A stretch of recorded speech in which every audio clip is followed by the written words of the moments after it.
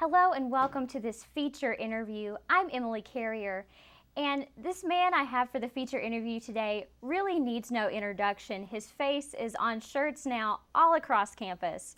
But for the feature interview today, I have Emory and Henry College President Schrum. Sir, thank you for being here today on this chilly day. My pleasure, Emily. How are you doing today? I'm doing well. So, how are you and Mrs. Schrum transitioning to campus so far? This is your first semester here. Well, I think you've heard me say this and others have too. We love it here. People have been radically hospitable to us. We are still walking around boxes at the president's house, and we hope to be able to, get fully unpacked and have some events there sometime before the year's over. But other than the boxes and so forth, we're really enjoying it very much. So, you and your wife come to us from Texas from your previous presidency. How did you find Emory and Henry? We knew Emory and Henry was here, right off of Interstate 81, and we own a little home in Maine. And so, a year ago, this last August, we decided to get off the highway and just check it out. And we did within 25 seconds. We saw the white fence, the green golf course, the red brick, white trim buildings, and really kind of fell in love with the campus from the beginning. And we drove through the campus, and if you've been a college president for as many years as I have, you can tell whether a college is in the business of living or in the business of dying. And we could tell that this one was in the business of living. And we thought it was very impressive. It just kind of stuck in our mind. But Dr. Reichert was still the president, and we didn't even think about the possibility of coming here until she announced her retirement. We thought, wow, we might be interested. In your short time here so far, have you discovered a favorite tradition at Emory and Henry? Well, I guess I would have to say that I'm fascinated by several things. I'm fascinated by walking down the sidewalk and occasionally seeing ES on a sidewalk in paint. I guess that's a secret society here, the Memoriam Society. I'm kind of fascinated by secret societies and always have been.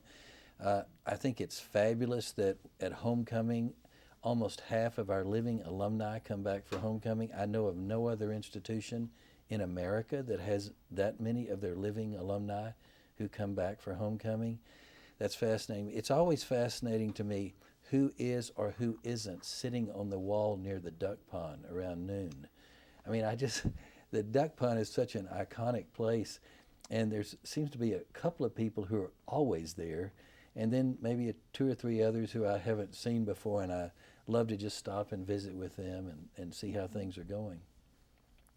Is there something maybe from one of your previous institutions that you would like to start at Emory and Henry, maybe a new tradition? Well, I don't know if it is from a previous institution, but there has been a great history and tradition here at Emory and Henry of having debate societies, and we have these two remarkably beautiful debate society rooms here that have been totally preserved the way they were when they were initially built. That's almost unheard of in American higher education. Most people got rid of their debate society rooms. They morphed into something else. The building was torn down or whatever. And we have been able to preserve those thanks to Dr. Reichert and friends of the college. I think it'd be great if our debate societies start again in earnest. And I know there's a movement underway to do that. So I want to be as supportive of that as I possibly can be. Now, we recently had a Board of Trustees meeting. I heard there were two hot topics, increasing undergraduate enrollment and increasing the Emory and Henry Fund. Mm-hmm.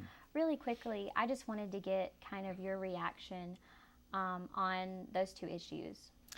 Well, the highest compliment that a graduate of a college can pay to that college, whether it's Emory and Henry or any other college, is to make a gift to the college and to make it unrestricted and to say, here is my gift, my $100, my $50, my $50,000. Here is my gift. Use it for the highest priorities of the institution and allow the institution to apply their funds toward the highest priorities. We want to grow the Emory and Henry Fund, which is our fund for unrestricted dollars. And so that's one of the things we're going to work on, quite a bit in the next couple of years. And then the other thing is to add to the number of students at Emory and Henry. We have a campus that would better serve 1,200 students than the 960 that we have.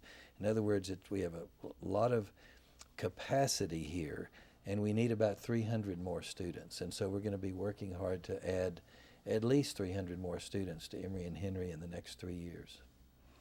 Now, before we go, President Schrum, I want to talk to you about Schrum Day. Mm-hmm. Now, some resident advisors, Cole Conley and Dylan Johnson, approached you at McAdoo's. Mm-hmm. I'm telling this secondhand. They told me this story, and asked you if they could Photoshop your face, your likeness, onto a camel. Tell me about that conversation. Well, I think they were very thoughtful to ask me if they could do that. They asked me if I were familiar with Hump Day from I guess it's a Geico commercial on television. And so I love the Geico commercials. I think many of them, they're very funny, and I think that's a great one. So I was familiar with it. It was nice of them to ask me. I mean, they could have done it and not asked me, and it would have been fine with me. But I think that tells you a lot about Emory and Henry students, that they were creative enough to think of the idea. They wanted to have some fun, which we all want to have. I don't really mind making fun of myself or having people make fun of me. I mean, that's just not a problem for me. But I thought it was so considerate for them to ask, and absolutely I agreed. I think the camel looks better with its own head rather than my face, but we all know why it's there. Now, on a personal question, what's it like to pass your face on the sidewalk? Now, is it on the sidewalk as well? When you you mean pass I a see when I student pass wearing some. the T-shirt. Well, I usually just think that the student has a good sense of humor, and I really don't concentrate on the image on the camel.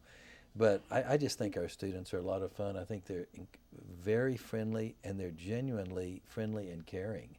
And I really like that about Emory and Henry, because it's not that way everywhere. Well, President Schrum, thank you for being here today. It's my pleasure. Thank you, Emily. And thank you for watching. This has been your EHC TV feature interview. We'll throw it over to Cole Conley with Treat, Pray, Love.